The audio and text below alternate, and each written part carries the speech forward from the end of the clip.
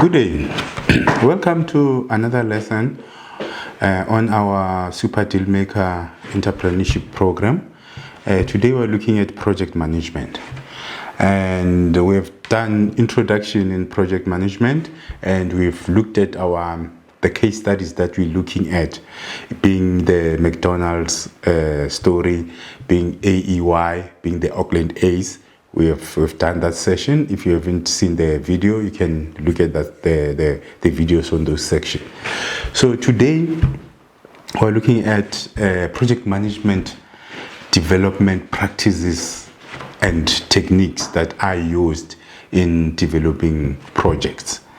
Remember, just to recap, what is a project? A project consists of activities that an entrepreneur or a business person or a project manager undertake to complete a project, meaning there's an objective that wants to be achieved, and there are different activities that you need to undertake for you to achieve the objective of that project.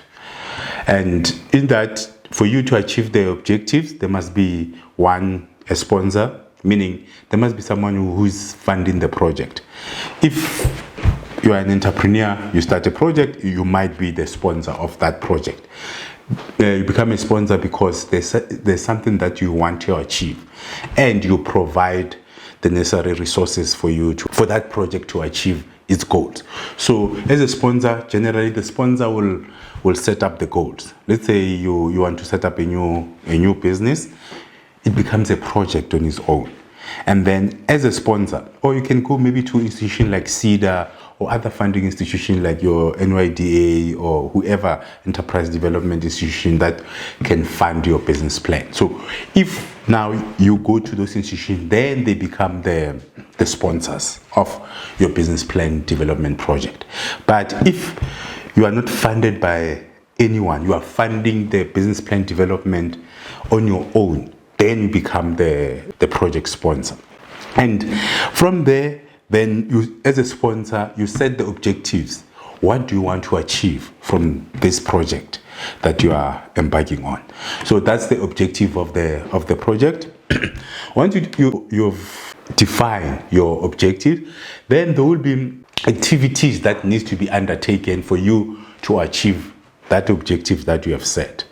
So those are activities within a project, and without putting together a proper project plan, which is one of the tools that I use to develop and manage project, you need to have a project plan.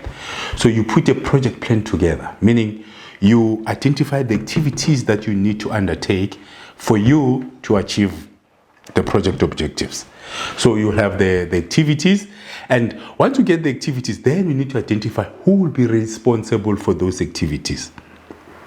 For example, going back to the business plan development, the activities will include maybe financial projections, they'll include market research, they'll include maybe getting quotations from suppliers, include securing premises where you're going to operate from, and maybe putting together the business plan, and then as well as presenting the business plan to the funders, and maybe get it approved and all that. So those are the activities that will be involved in you developing your own business. That will be what you call a project. And then obviously for different activities, you're going to allocate a person who's responsible, a responsibility matrix, in a way that you allocate who's responsible for this activity. Okay, the person who's responsible basically is the one who's accountable. Let's say you're doing a business plan, you have an accountant who's going to be responsible for the financial projections. You have a maybe economist who's going to do the industry analysis. Maybe you have a marketing expert that will do market research. And then you have maybe a facilitator who's going to engage different funding institutions, and then you have maybe you as an entrepreneur, you're going to get quotations, you're going to get letters of intent, you're going to sign the agreements that needs to be signed. If it's a lease, it will probably be sitting on your responsibility to secure premises where you're going to operate from. So there are different activities that need to be performed, and there are people, or it can be a project that you undertake by yourself. It's only one person, but you take over all those tasks that I've just mentioned. Instead of having an accountant, you can do your own financials. Instead of having let's say economists doing your industry analysis and the projections, you can do them yourself. So you have the activities in a project, and then once you have individuals allocated, those are called the team members, and then you're going to have stakeholders, right? Stakeholders are people who have interest in your project. Meaning, if you are raising funding, the funding institution probably will be one of the stakeholders. Customers, because they have interest in buying from you, they will be one of the stakeholders. Suppliers, who will be supplying you with raw material or equipment, whatever, they have interest in your project because they want to sell you the raw material or the equipment, depending on. The landlord become a stakeholder because you will be renting from them, and you get maybe government. If you need certain approvals from government, they become your stakeholder. So you need to identify those in your project. So stakeholder and identification, analysis, and engagement it forms part of the project development. So the first thing, you have a sponsor. The sponsor outline the objectives that needs to be achieved. The second thing, you put together a team that will execute the project. And then the third stage, you identify who are the stakeholders that you need to engage and inform or get approval from. And the fourth, you need to get resources, because each and every project, it needs to be funded. It might not require maybe massive funding. It might require maybe people spending time on the project. It might require maybe simple things like maybe printing. It might require maybe the laptops and all that. So you identify the resources that are required to complete the project. And once you identify the resources, then you look at the activities that needs to be conducted. Then from the activities and the resources, because you'll know the resources that are required, from the activities you're going to know the hours that people need to spend in developing that project. Then you're going to have your cost breakdown to know how much it will cost you for you to execute the project. So if this is business plan development, it might cost you anything between let's say 50 to 100,000. Very good business plan, well researched. It might cost you anything between 50 and 100,000, and then that cost will be broken down into each activity. Let's say accountant, how much the accountant will cost you to prepare the projections and the financial projections, how much it will cost you to do the feasibility study, how much it will cost you to get the necessary approval. So once you have your total costing for the project, you know how much the project it will cost you. And then the fifth step will be the risk management part, where you need to identify the potential risks that the project might experience. So you need to identify those risks, and then maybe certain people not doing what they're supposed to do, or maybe the idea not being viable, and all those are risks that will come. So once you have identified your risks, then you need to come with risk mitigations, meaning if these risks were to occur, what are you going to do as an entrepreneur? How are you going to react? How are you going to reduce the impact of those risks on the project? So you need to do your risk analysis and do your risk mitigations. So those are the steps that you need to take. And then once you've done that, that's a planning section. And then you go into execution. Then, or you need to, most importantly, you need to put obviously timelines on each activity that needs to be conducted, so that you know which activity will be conducted when. And then once you have the activities and their dates and the resources required, the person responsible, and the objective that needs to be achieved, then obviously you need to have the reporting and the performance management type of a tool, where you know when are you going to report to the sponsor? If you are doing it yourself, you need to set timelines in terms of when are you going to achieve certain things. So you need to have a proper timeline, because without timelines, you don't have a project. Because a project is timeline based. You need to execute, or you need to finish those activities within a specific period of time. Because if you don't have timelines, then you don't have a project. So you need to know when are you gonna report on certain things. There might be other stakeholders that you're engaging, like the funders, the suppliers. They might want to know when they should start maybe designing your factory, if your business require a factory, or the suppliers, if they're going to be supplying you, you need to start opening accounts and all that. So you need to have proper timelines in when will the project start, when it's going to end, which activities are going to be conducted when. Because that's very important, because without having those, your project might not be structured and you might not be efficient. Because the one important thing of project management is to help you achieve your goals more efficiently, to be able to allocate time more efficiently, to be able to allocate resources more efficiently. And when you combine them, you become more effective in achieving certain things quicker, using less resources.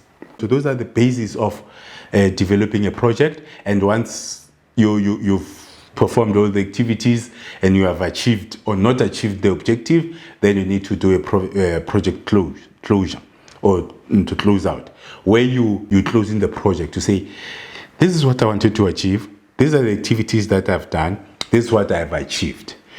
Then the project gets closed, or if it gets extended, then it gets extended, depending on where you are. But what is going to guide you is the timelines, to say you've given yourself timelines, and have you achieved what you're supposed to achieve within those timelines. Okay, so that's on the project. I'm just giving you the perspective in terms of how you should think about a project. Remember, this is now a more technical project, and sometimes you have, within the organization, you have continuous projects, you have operations project, where you're trying to improve maybe the operations, you're installing new IT system. It applies the same way, it uses the same principles that I've indicated. That one, you need to have the sponsor. Two, you need to have the resources to execute the project. Three, you need to have the timeline. Four, you need to have the capacity or the people responsible. Five, you need to identify your key stakeholders. Six, you need to make sure that you do your proper risk analysis. Seven, you need to make sure that you put together a project plan, which will show when you'll be done with your planning, when you will be done with execution, when are you going to report to whoever the relevant stakeholders that you have to report to, and then how you're going to close the project. So those are your project principles. So please just keep them in mind as we're going through this project management course. Everything is around these principles that you use when you are managing the project. And obviously we're going to break them down a little bit more. We're going to go into your risk management, into more details, and you have section on stakeholder management, how you manage stakeholders. And we have the control and management module, where we look at how do you put controls in place. And then in terms of the budgeting as well, we have the financial management program, where you need, if it's important for you to understand how you do projections and how you do the costing, I recommend that you register for that module as well. It will give you more information on how you control your finances and how you do your budgeting. But that being said, our Super Dealmaker application, it makes it easier, because you can go in and plan your project, develop your project plan, where certain things are automated. So it's not going to take you long to develop a project plan. Within minutes, you can have your project plan ready. So use the application to make sure that you develop projects. And as I've said earlier, or on our introduction lesson, introduction, to say, look, project management is very, very important, because it's like entrepreneurs will go out there, look for customers, look for projects, and once they're given the project, then they neglect the execution part of it, and that will damage your reputation, because you worked hard to secure the contract, but you don't have systems in place for you to execute your project in an efficient and standardized way. And if you have systems in place to manage your project, as an entrepreneur, you will be able to deliver constant quality results. Or maybe not even quality if you are not chasing quality, but you will be able to provide your customers with consistent type of product or service that they are looking for. Remember, I always say that sometimes, obviously, customers are not always looking for quality. Some are looking for cheap products, some are looking for products that they can receive them quicker, and some they look for products that are a little bit different from what is in the market. So depending on the market and the customer segments that you are servicing, you will be able to provide them with consistent service if you implement the project management principles. That's why project management, each and every entrepreneur must understand project management, because it gives you the basis of running your operation. And if you have quality project management tools, you don't have to be in the organization for your organization to perform. You know that once you get the project, you develop your project plan, and then you give it to whoever that needs to implement. If it's a consultant from outside, they have a project management plan to follow. And you will be able to monitor if things are being done the way they're supposed to be done. So it becomes a management tool. It saves you a lot of time, because if you don't have a project plan, so you need to continuously tell your teams what needs to be done when. If you are not there, things will not get done. So if you develop the culture of executing your project using these principles, the project management principles, that will make your business operate efficiently. And apart from that, it will build a good reputation for you, because your customers will know what to expect from you as a business. So if you implement these principles, it will put systems in place. Your employees will know what to do, when to do it. Even if you don't have employees, but as an entrepreneur, hopefully you are building something for the future, that it must be self-sustaining without you being there. So project management principles are one of the key principles that you need to make sure that you get into them earlier on, so that your business, as it grows or as it expands with those principles, with that culture of having project management principles, doing things, allocating resources, allocating responsibilities, allocating timelines to things that you're supposed to do, making sure that the monitoring is happening on each and every project that you have. Because that's one of the main causes, the main cause of business failure is project management. Entrepreneurs, more especially small and medium entrepreneurs, they don't have the project management techniques to execute the project efficiently. So this lesson is to assist you to be able to implement these principles, so that you can build a good reputation for your business out there.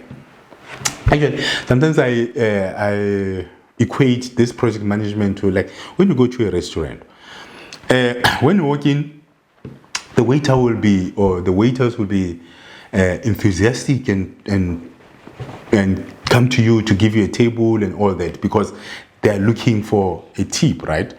To say if they service you, and then they'll get a tip. So it's similar to you when you're looking for business. You are enthusiastic, you are working hard, you'll secure the project.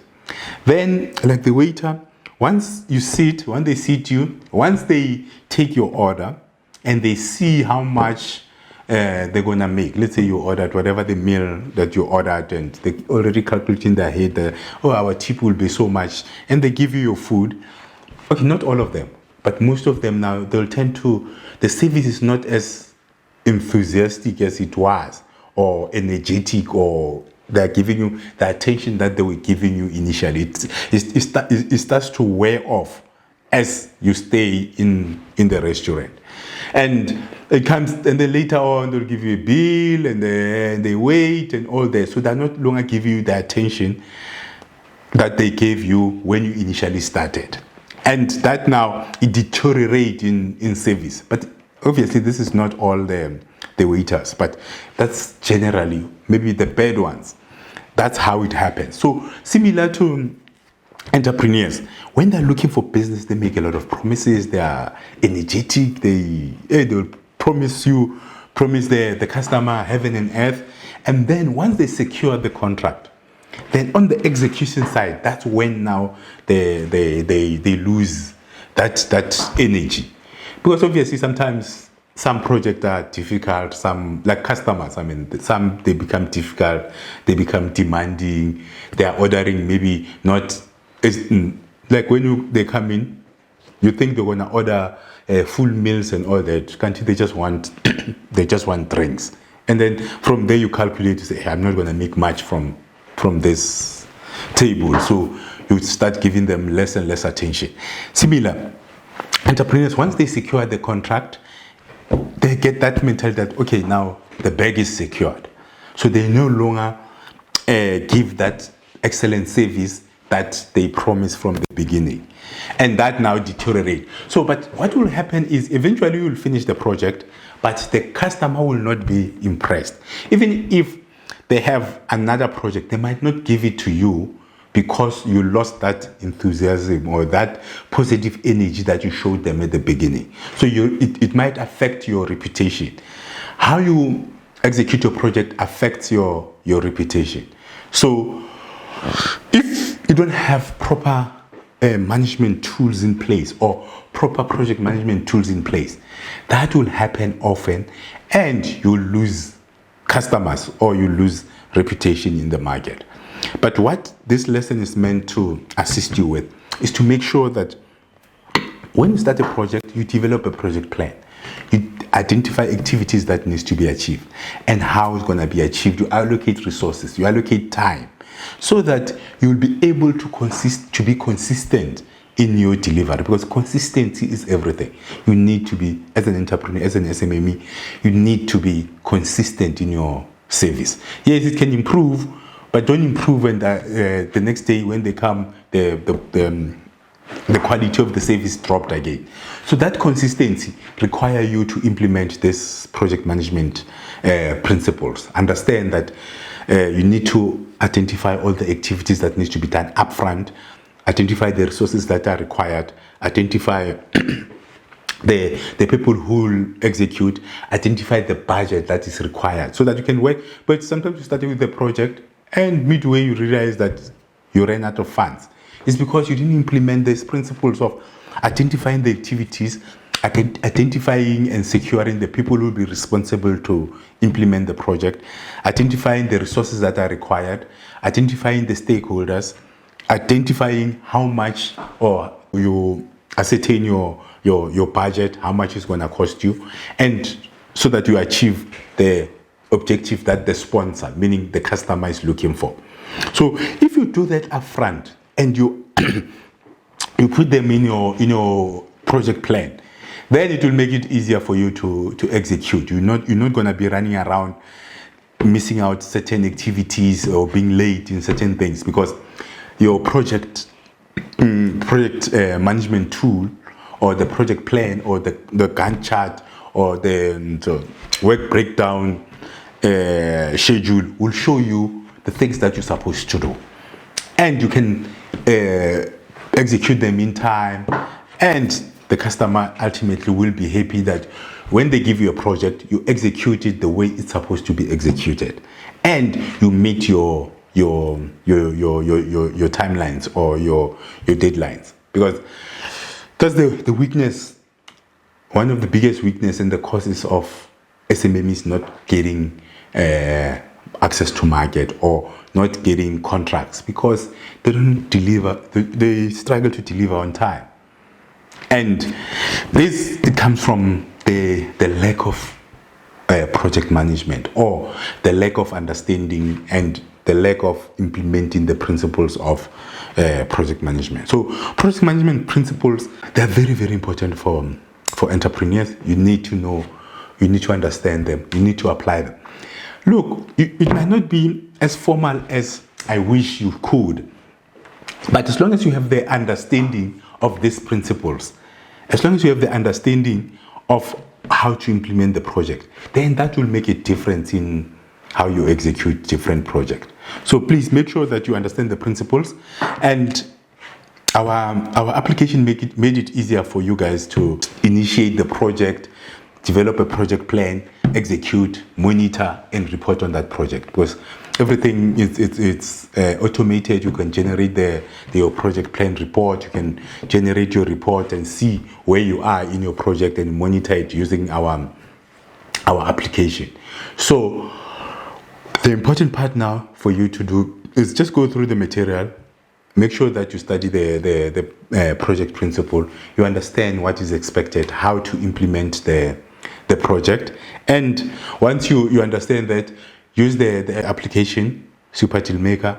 It makes it easier for you to plan your project, how to identify activities that needs to be executed, and this it will make your life easier in managing your project. You don't have to be hands-on as long as you have your project plan. That's the important lesson for today.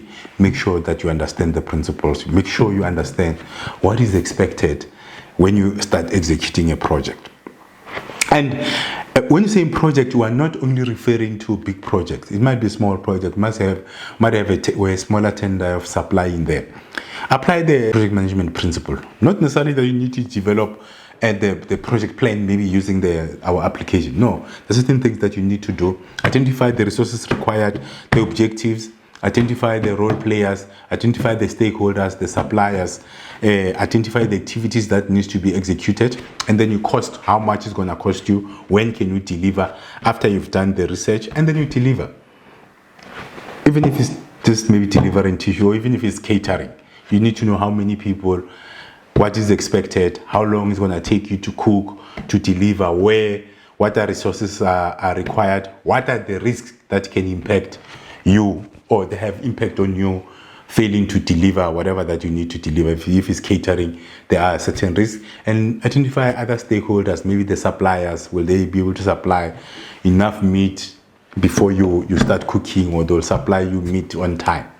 So even if it's a small project, apply this principle. Yes, you don't have to necessarily develop a massive project plan for small projects, but use this principle, get into the culture of thinking and planning your project accordingly, using the techniques and the principles of project management.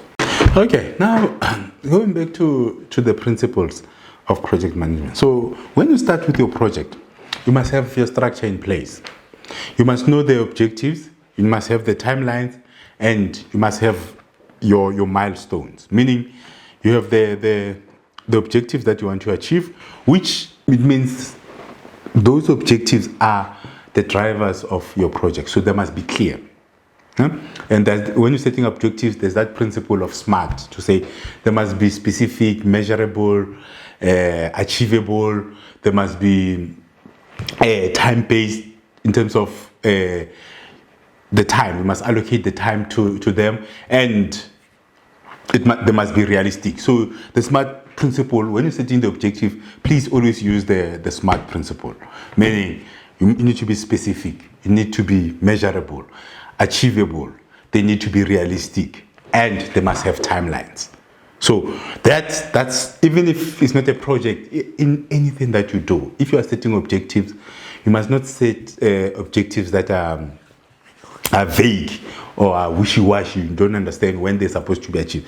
So in terms of SMART objectives, means they must be, as I said, that you should be able to measure those goals or those objectives. So specific, meaning if it's a project to raise funding, you need to be specific to say this project is to raise funding, right? To start a business. And in terms of measurable, what would be the success? How would you measure if you are successful? Meaning approved funding. It's a way the funding must be approved. That's how you're going to measure the success of that. And then in terms of the A is achievable, right? Are they achievable? Can you raise that funding? I mean, if you want to raise 100 billion to open a spaza shop, I mean, it doesn't make sense. It's not something that it's achievable, right? So you need to make sure that the goals are achievable. So meaning you need to understand what are the requirements of the different funding institutions. Will they be able to fund you? Do you have institutions that fund businesses like that? Because like if you're doing scene or you're selling arms and all that, you might want to raise funding, but there might be no one out there who's willing to fund you.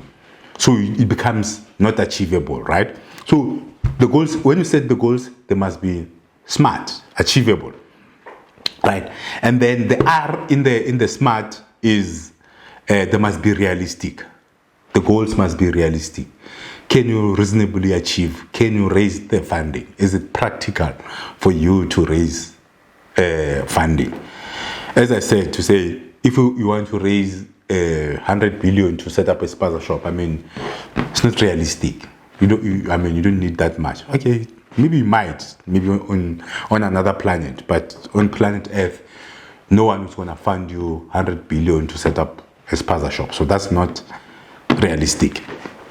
And the last one from the SMART, S-M-A-R-T, is the T, meaning they must be timeline based. You need to know that how in terms of the timeline of raising the funding, how long is it supposed to take you? Is it 6 months? Is it 12 months? Is it 12 years? Because different projects will have different funding requirements. If you are setting up a mine, then obviously it's going to take you maybe 2 years at least to secure the funding. If you are setting up a spaza shop, it might take you less than a month. Or a day even. Because you might go to, okay, maybe not a day. You might go you might start preparing the business plan. And then once the business plan is done, then you approach your banker or your financial institution. If it's a bank, they have your credit scores and all that. They can approve you within a day. And then once you approve, then you need to sign the legal agreements, and then you get the funds. And then you need to, maybe if you include shelving and all that, or building, you need to start building and putting together the spaza shop. And then you order whatever that you need. So that project might take you a month. That's a timeline. So those you need to give. Okay, actually in all objectives, it doesn't matter if it's a project or not. You need to give timelines to the objectives that you're trying to set.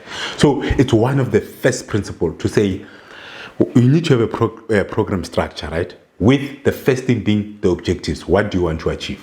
And as I said, those objectives must be SMART. S-M-A-R-T. S for specific, M for measurable, A for achievable, R for realistic, and T for time. So your objectives must meet the SMART principle, right? And then you must have timelines and sequence. That means your project must have phases, meaning there must be a planning phase where you are planning what you're going to do. Make sure that the planning part, you identify the resources, you identify the team, you identify the stakeholders, you identify the risks, you identify the funding, how much you're going to need for you to execute. Even though you are raising funding, you need to spend money to make money. So how much you're going to spend in that, and then know all the stakeholders, how you're going to manage them. That's the planning phase. And the second phase is the execution, right? How are you going to execute the the project. And then the third phase is the reporting, if you have to. But if you are by yourself, okay, but in terms of corporate management principles, you need to make sure that you prepare the reports to say, where are you? What have you achieved? You give yourself feedback, formalize it in a form of project management plan. So it's the reporting and the feedback session. And then once you continuously report it, and then once it is executed, then there's a closeout stage. So keep your project in that format to say, when you start with the planning. And then once you've planned what you need to do, what resources you need and all that, then you go to the execution part. You execute. Once you started executing, then regularly perform feedback and reports to say, okay, I've executed, now I'm here.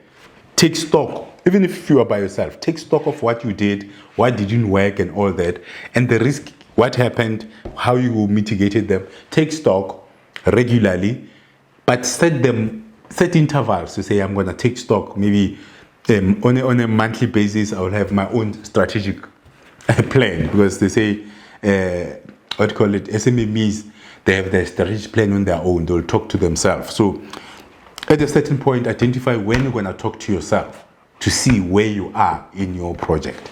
And then the last part is to close out the project. So the second principle is on the timelines and the phases or the sequence of events, what's going to happen. So you need to plan, you need to execute, you need to report, you need to close the project.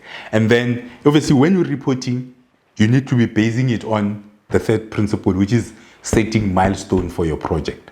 When are you going to achieve what when? So that you can see earlier on if you are within the plan, if you are within the project plan. But if you are not within the project plan, then you need to make the necessary adjustment. So that's the first principles that you need to look at in terms of having your proper project structure. You need to make sure that you set the objectives. They must be smart. You need to have phases within your project properly: the planning, the execution, the reporting or the feedback, and the closeout. And then lastly, make sure that your project has got what do you call it, timelines, where you have milestones, what needs to be achieved when, so that it helps you with your reporting and to see if you are on track to achieving what you need to achieve. So that's on the project structure. That's on the principles of how you look at the project. Okay, and then one of the principles or the techniques that you need to make sure that you use is that one of risk identification, right? So when you're doing project, right, there always risk. Or in anything that we do, there are always risks. So when you're executing a project, you need to identify possible risks that can materialize. Meaning, what are the risks that can occur? So maybe let's go back to, if you are raising, your project is to raise funding for your spaza shop, right? And then before we get into the practical, so when you're doing the risk analysis, and then this is not only for projects, it's when you're running a business, you need to do risk analysis. So what is risk analysis? I'm going to look at risk analysis on its own as a topic, but I just want to highlight a few things here.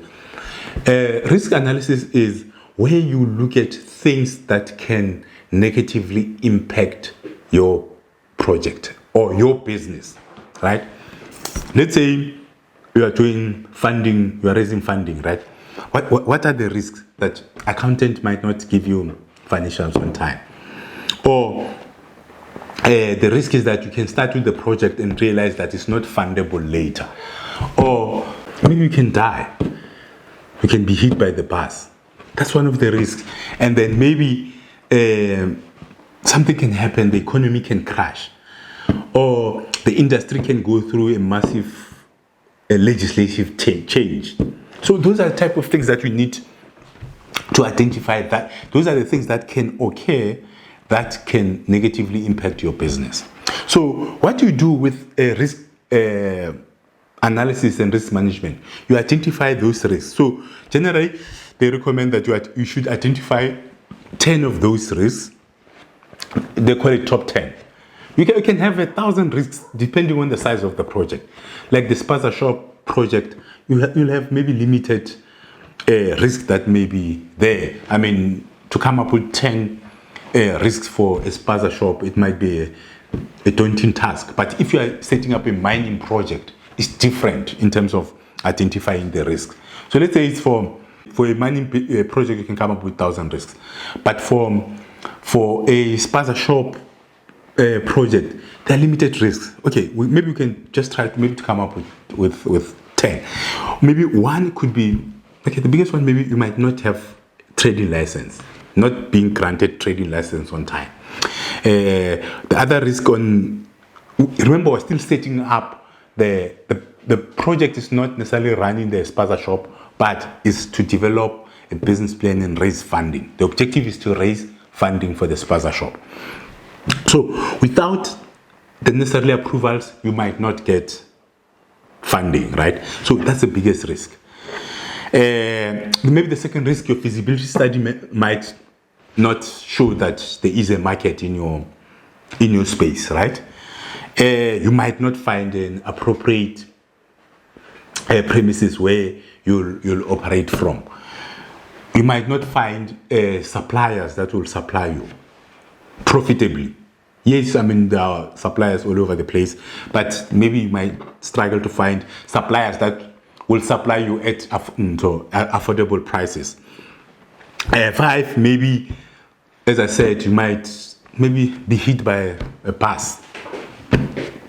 6, maybe your accountant might not provide you with financials on time. 7, you might not maybe be able to raise the funding to pay all these people. Maybe 6, you might not be able to get the necessary quotations or suppliers of your capital things. Or so maybe I say I was on 8, 9. What could happen? Maybe there's massive economic downturn in the country. 10, maybe there's another one. Maybe the legislation changes in the country where they are no longer allowing spaza shops to open, or not allowing people to open new spaza shops. I'm just giving you the potential 10 risks that you can identify. And from identifying those risks, you need to identify which ones are likely, which ones are unlikely. I mean, the one that I just mentioned now, the chances of legislation changing to say people can't open spaza shops, it's unlikely, right? So you put it at a low risk, because the likelihood of it occurring is small. Né? And then the impact, how it's going to impact you, how much you're going to lose should the government change the legislation for people not to open a spaza shop. You'll only lose the money that you already spent on research and all that. So it's not, the impact is high. It's not high. So the risk profile of that risk is low. But of failure to secure, let's say if you get hit by the bus, then it's the impact is very high. Okay, I don't know, I'm not sure about the likelihood, but it's likely, I mean, 50-50. So you find that the risk of you not being able to complete the project because you are hit by the bus, it might be a little bit higher, it might be medium there. Then, and the likelihood of you not getting maybe a trading permit, it might be very, very high, because they're not easily issuing the permits. So the likelihood of it occurring might be high. The impact might be high as well, because you wouldn't be able to open. Okay, people do open without the permits, but if you're following the law, you wouldn't be able to open without the permit. So now that's how you profile your risk. You identify all potential risk, then you profile them, which one is likely, which one is unlikely, what is the impact of that risk. Then you can see which one is higher, which one is lower. Then once you have done that, then you need to come with mitigating factors, right? And when it comes to risk, the mitigating factors, it could be that you can transfer that risk, right? Like you be hit by the bus, there's not much you can do about it. You can, okay, maybe you can stop maybe walking or driving while you're drunk or whatever. That's now reducing the risk. But to mitigate it, you might take life insurance that will cover the losses that your family will experience. So you now transfer that risk from you to the insurance company. And the other way you can reduce the risk of maybe not getting the permission, you might choose a location where it's already zoned for spaza shop. Then you're going to easily get the permit. So you are controlling that risk, you are just mitigating it. And then the risk of government changing the legislation, that one, there's certain risk that you can't do anything about. So you just leave it, you are neutral on it. So you don't have any mitigating actions that you can take, except for you maybe to reduce the risk. You might keep yourself abreast on the legislations and all that within the country. So that's how you manage the risk. Then you identify how you're going to deal with them. Are you going to transfer the risk? Are you going to control the risk? Or are you going to mitigate it in a way that you can, the best that you can? And then those are the actions that you need to put in your risk on your project plan to say, if this risk occur, this is the risk, this is the potential of this risk happening, this is the impact, how it's going to affect me, this is how the actions that I'm taking to reduce this risk. I'm going to take an insurance, I'm going to find maybe a suitable place where I'll put the spaza shop so that the local government doesn't reject my application for a permission to, or the operating license, or whatever that actions that you're going to take. So that's how you do your risk profiling or risk management or risk planning. It's very, very important. And this is not, it doesn't only apply to projects, right? As an entrepreneur, even for your business, you need to do the risk assessment as I've explained it now. Do risk assessment, identify the impact, and put the necessary actions in place. How are you going to mitigate those risks? And this becomes your part of your project plan. That's another principle that you need to make sure that you put in place. Do your risk analysis, because without doing the risk analysis, you can experience massive losses. Yes, I know now we're talking spaza shop, but there can be another, it might be a massive project. The bigger the project, obviously, the bigger the losses and the impact. So without you doing the risk analysis, then you are exposing yourself to unnecessary risk. So this is one of the principles that you need to make sure that you follow and you implement as an entrepreneur. And I'd like to emphasize, not only in a project context only, even in your business in general, you must have a risk management policy or risk management system. And we have a complete lesson on risk management that you can go through on Super Dealmaker, and we provide you with the tools of identifying the risk and then how you will manage the risk on Super Dealmaker, on our Super Dealmaker app. So make sure that you utilize that app to manage your risk. But this one is in the risk in the, because now this lesson is on project management. So this is a risk in project management context. So, but these principles, they also apply on general risk management.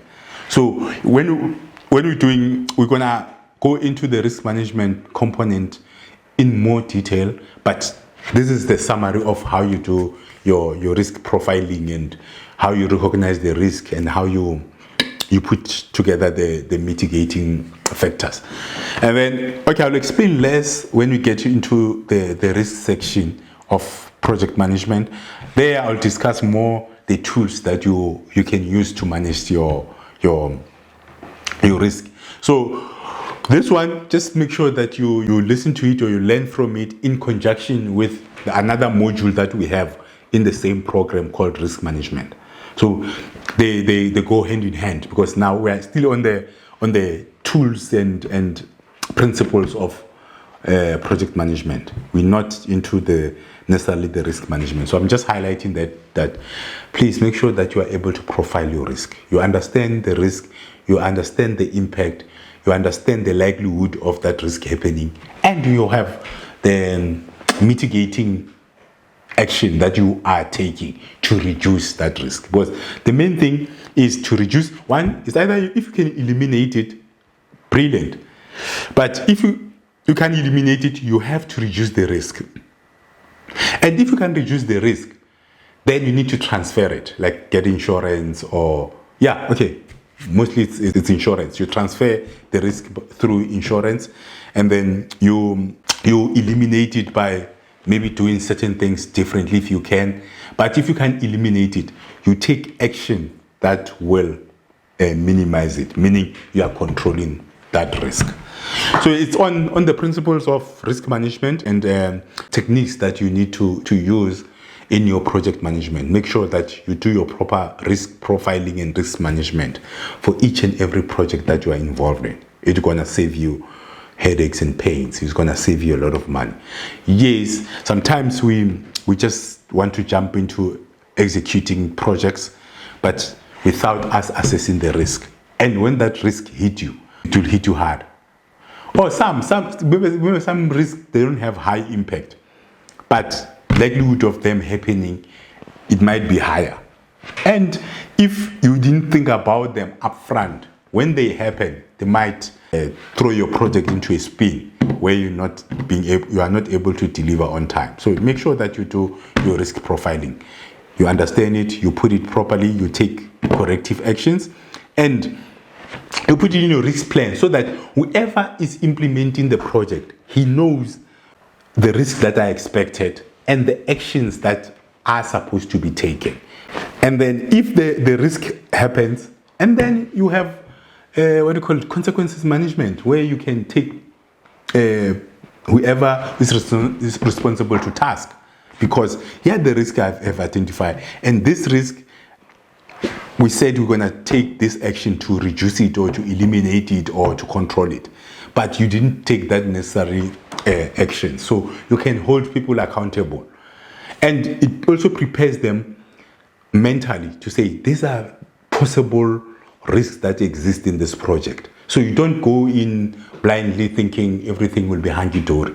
You'll go in there cautiously, well informed, knowing the risk that you will expect from the project. So risk management is very, very important in project management.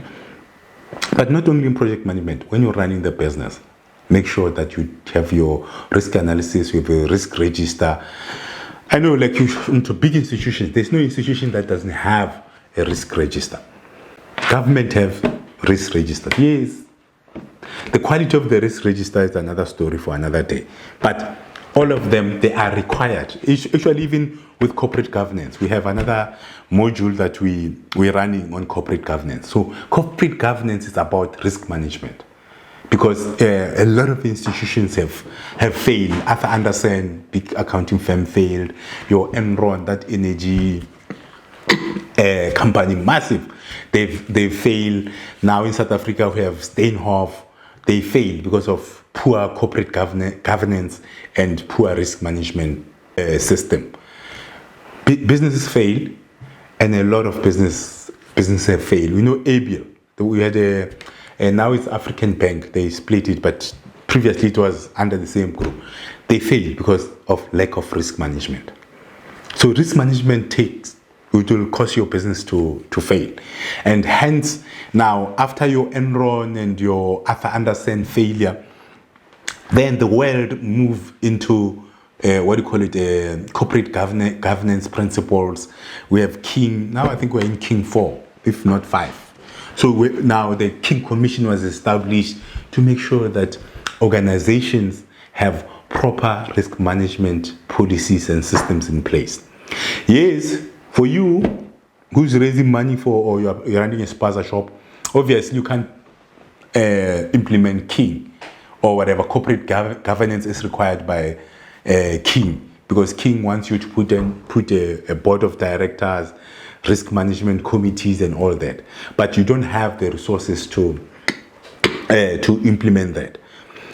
That being said, but on Super Dealmaker, we have a corporate governance module, and we have corporate governance systems that will provide you as an entrepreneur to help you manage the risk, make sure that you have proper control system for you to manage your internal and external risks. So risk management is very important. Please make sure that when you're implementing project, or when you're starting a business, or when you're running the business, you always have your risk management in check. Make sure that it's relevant. Make sure that you update it. You update your risk register regularly, and put relevant risks. Yeah? Don't just put, because you want them to be 10 risks, then you just put any risk so that you are compliant. In government, they call it malicious compliant. No, with risk, you don't have to do malicious compliant. You need to make sure that you use it as a management tool rather than a compliance tool.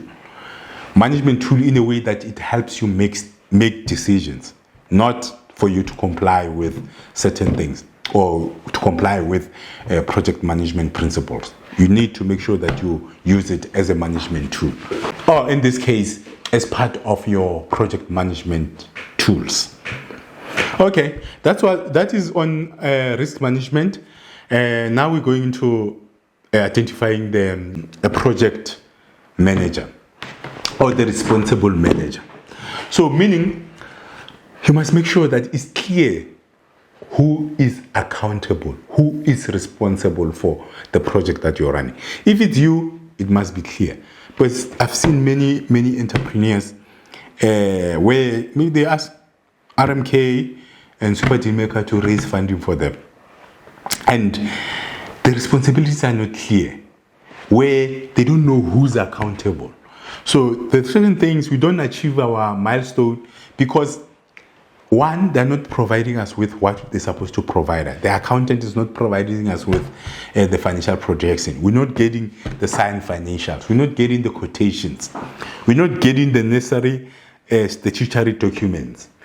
Why? Because when we started the project, there was no proper project management principles in place. So what I'm saying is, make sure that you have a person responsible and accountable for each and every action, so that when somebody is not delivering, you can show them that, look, here's the deliverable that we agreed on, but you haven't delivered on this. And the project manager, the responsible project manager, must be able to hold people accountable.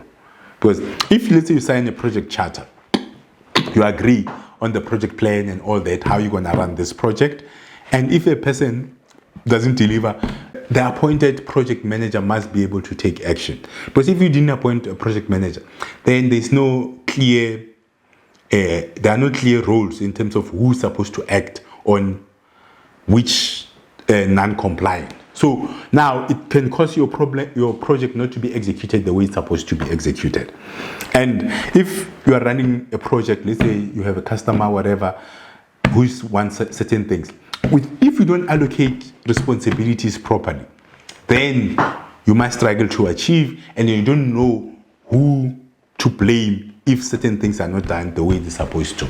So make sure that it's clear, you have a properly appointed project manager, and then you have properly allocated responsibilities, and the individuals or the people who are supposed to execute those responsibilities are clear on that.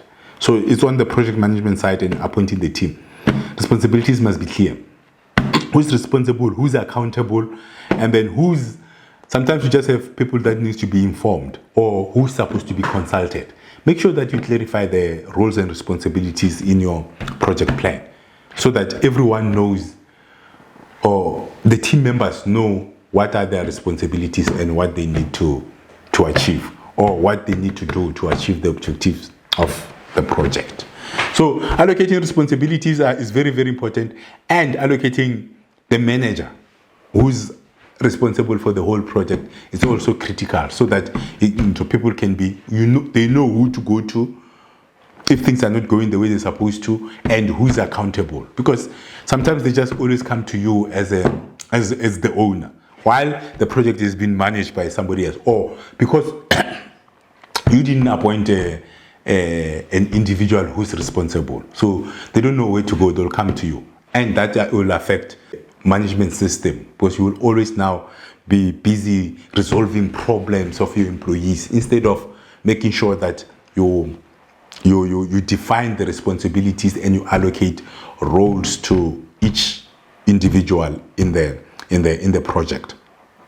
And again, it doesn't only apply to the project, it applies even to your organization. The roles must be key performance areas must be identified and defined so that the team members can be measured using those. So allocating team responsibilities is also one of the critical component of managing projects. Okay, and now I'll touch on the last tool or technique that you need to make sure that you use in your project management. Right? When you're developing your project, one of the tools or techniques that you can use is the SWOT analysis. SWOT analysis is the SWOT.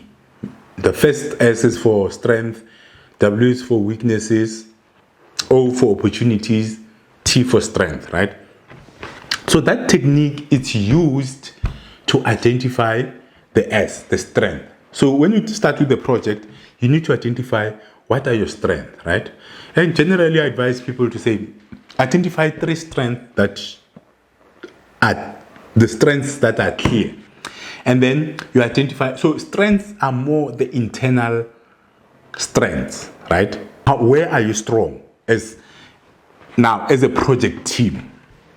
But if you're doing SWOT analysis for the company, that you look at where are you strong as a team or as an organization. That's internally strong. You might have qualified people, you might have the tool, Super Dealmaker tool that you are using. It can be one of your strength. It might be that you have massive experience in executing similar projects and things like that. Those are your strengths.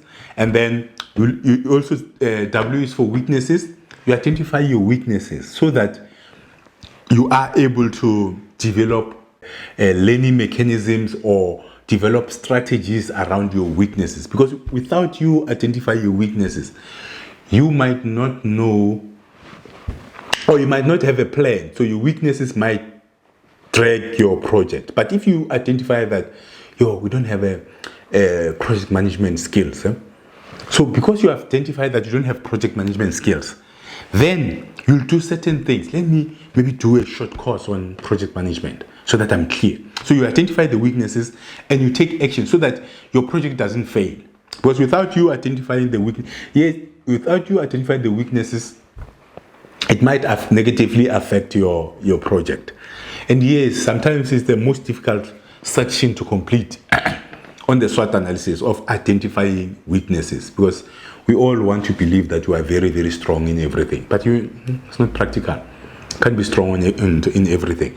So identify the weaknesses, at least 3 of them as well, so that you will be able to put in the necessary learnings or strategies to mitigate those weaknesses so that you can eventually improve those weaknesses.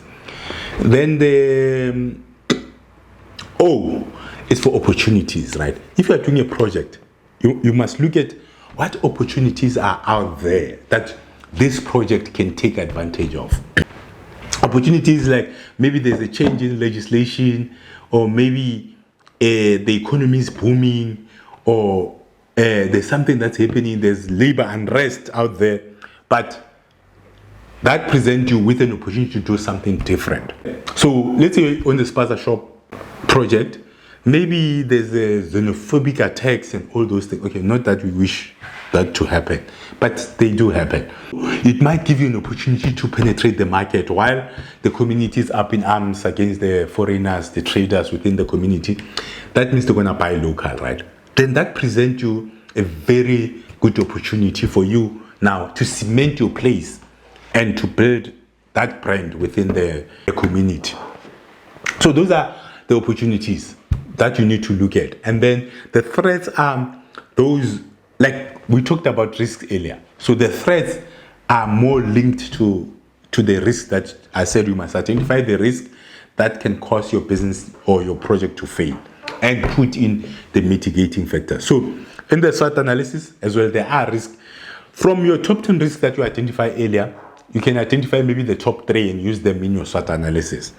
So with the SWOT analysis, it's just for you to see where are you strong, where are you weak, where are the opportunities, and where are the threats. So if you have this information, then that will guide you in your implementation and in your strategies that you're going to implement to execute this project. So SWOT analysis is the last principle that we're gonna look at, but there are many other principles that you can use. But because this course is designed especially for small businesses, and it's not for project managers, it's more for entrepreneurs. So we're not going too deep. We're using simple principles that can be easily implemented by entrepreneurs. So SWOT analysis is one of those tools that you should make sure that you understand what is SWOT analysis, and as you execute or develop projects, make sure that you incorporate the SWOT analysis in there.